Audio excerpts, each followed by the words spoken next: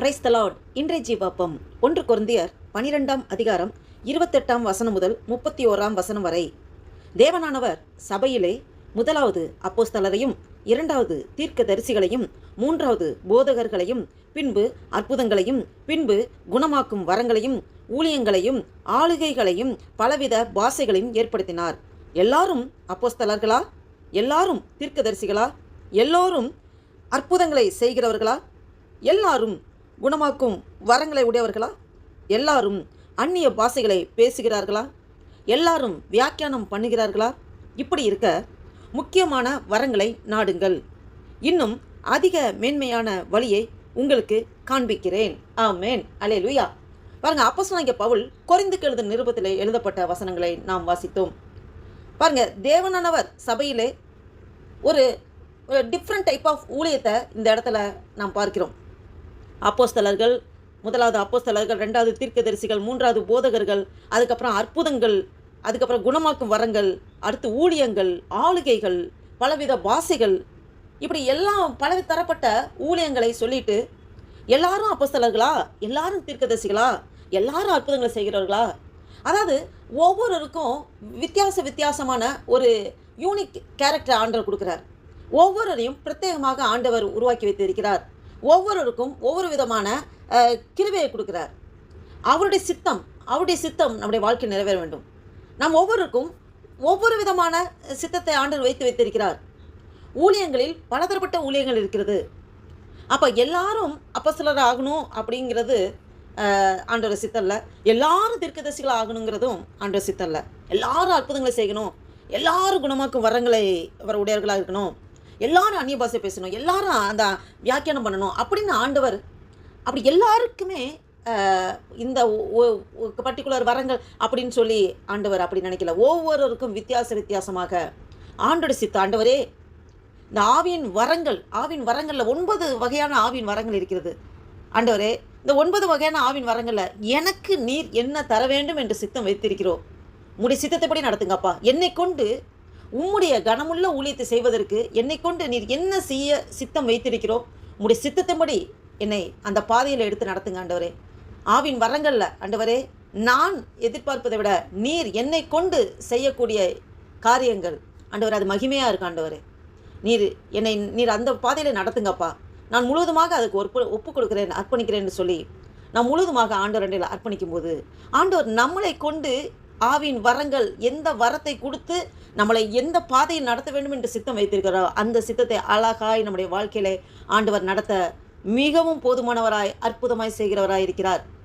நாம் முழுவதுமாக ஆண்டவருடைய சத்தத்துக்கு கீழ்ப்படியவர்களாக நாம் இருக்க வேண்டும். நாம் முழுவதுமாக ஆண்டவர் ஊழிய பாதையில் எப்படி நடத்த வேண்டும் என்று அவர் சித்தம் கொண்டிருக்கிறாரோ அதற்கு நாம் முழுவதுமாக நாம் அர்ப்பணிக்கும் போது கர்த்தர் நம்மளை கொண்டு மகிமையாய் எடுத்து பயன்படுத்துவார். இதை கேட்டுக்கொண்டிருக்கிற நண்பு தேவ பிள்ளைகளே, ஒவ்வொருவருக்கும் வித்தியாசமான ஒரு ஆண்டவர் ஒவ்வொரு வித்தியாசமான கோணத்திலே அவர் உருவாக்கி வணைந்து கொண்டிருக்கிறார். நாம் ஒருத்தரை பார்த்து இன்னொருத்தர் அவங்கள போல நான் இல்லை, ஐயோ இவங்கள போல நான் இல்லை அப்படின்னு யாரையும் பார்த்து கம்பேர் பண்ண ஆசை இல்லை.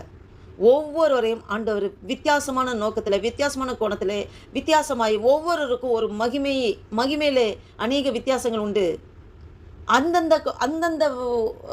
அந்தந்த நோக்கத்தில் ஆண்டவர் அதிசயமாய் அற்புதமாய் நடத்துவார். முக்கியமான வரங்களை நாடுங்கள் என்று சொல்லப்பட்டிருக்கிறது. இன்னும் அதிக மேன்மையான வழியை உங்களுக்கு காண்பிக்கிறேன் என்று சொல்லி அப்போஸ்தலனாகிய பவுல் சொல்லி முடிக்கிறார். முக்கியமான வரங்களை நாடுங்கள். நாம் வரங்களில் 9 வரங்கள் உண்டு. நாம் எதிர்பார்த்து அந்த வரங்களை நாம் நாடுவதை விட ஆண்டவரே, எனக்கு என்ன நீங்கள் நடத்தணும்னு சித்தம் வைத்திருக்கிறோம், உடைய சித்தத்தைப்படி ஒப்பு கொடுக்குறப்பா ஆண்டவரே. நான் எதிர்பார்ப்பதை விட நீர் அதிசயமாய் அற்புதமாய் நடத்துவீர் ஆண்டவரே. நம்ம முதல்ல கேட்கணும்னா நாம் அந்த விசுவாசத்தை கேட்க வேண்டும். ஆண்டவரே, உம்மீது நான் வைத்திருக்க விசுவாசம் ஒருபோதும் குறைந்து விடக்கூடாது ஆண்டவரே. எனக்குள்ள ஒருபோதும் அவ்விசுவாசம் இருக்கக்கூடாது ஆண்டவரே.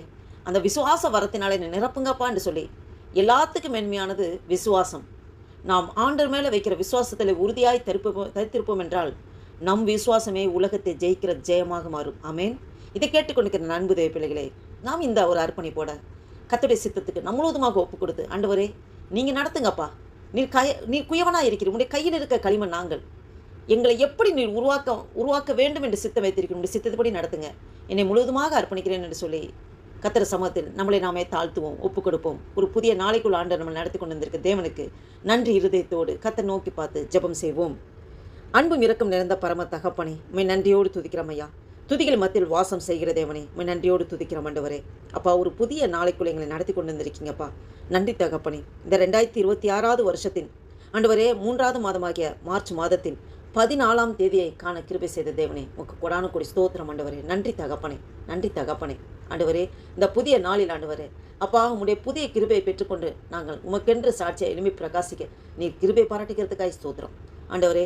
ஆவின் வரங்களில் ஆண்டவரே அப்பா, அநேக ஆவின் வரங்களை நீங்கள் வைத்து வைத்திருக்கீங்கப்பா. ஆண்டவர், வரங்கள் எங்களுக்கு கொடுக்க வேண்டிய கிஃப்ட் ஆண்டவர், நீங்கள் கொடுக்குற கிஃப்ட் ஆண்டவரே அப்பா. எங்களுக்கு எது கொடுத்தா எங்களுடைய ஆண்டவரே நாங்கள் உமக்கென்று ஓடுகிற ஓட்டத்தில் எந்த வரங்களை கொடுத்தா எங்களுக்கு கரெக்டாக இருக்குன்னு உமக்கு தெரியும் ஆண்டவரே. உம்முடைய சித்தம் எங்கள் வாழ்க்கை நிறைவேறட்டும். இந்த வீடியோவை கேட்டுக்கொண்டுக்க பார்த்துக்கொண்டுக்க ஒவ்வொருவரையும் நீங்கள் ஆசீர்வதிங்கப்பா, உங்கள் குடும்பங்களை ஆசீர்வதிங்கப்பா ஆண்டவரே. ஒவ்வொரு ஆவின் வரங்களால் தந்து நிரப்ப முடியாது ஜெபிக்கிற கர்த்தாவே ஆண்டவரே. எங்கள் வாழ்நாட்கள் உமக்காக ஓடவே, உம்முடைய ஊழியத்தை செய்வதற்காகவே ஆண்டவரே அப்பா, எங்கள் ஒவ்வொருவரையும் நீங்கள் எடுத்து பயன்படுத்துகிற கிருபைக்காய் ஸ்தோத்திரம். நன்றி தகப்பனே. இந்த நாளைக்கு விரோதமாக, இந்த ஜெபத்திற்கு விரோதமாக, எங்கள் ஒவ்வொருக்கு விரோதமாக செயல்படுகிற எல்லா சத்துருவின் கிரைகளை நசனாக இயேசு கிறிஸ்துவின் வல்லமையுள்ள நாமத்தினாலே கடிந்து துரத்தி அப்புறப்படுத்துகிறேன். அல்லேலூயா. அப்படி நாம் ஒன்றே மகிமைப்படட்டும். ஆசீர்வதிங்க, பலப்படுத்துங்க. இயேசு கிறிஸ்துவின் நாமத்தினாலே ஜெபிக்கிறோம் ஜீவனுள்ள எங்கள் நல்ல பிதாவே. ஆமேன், ஆமேன்.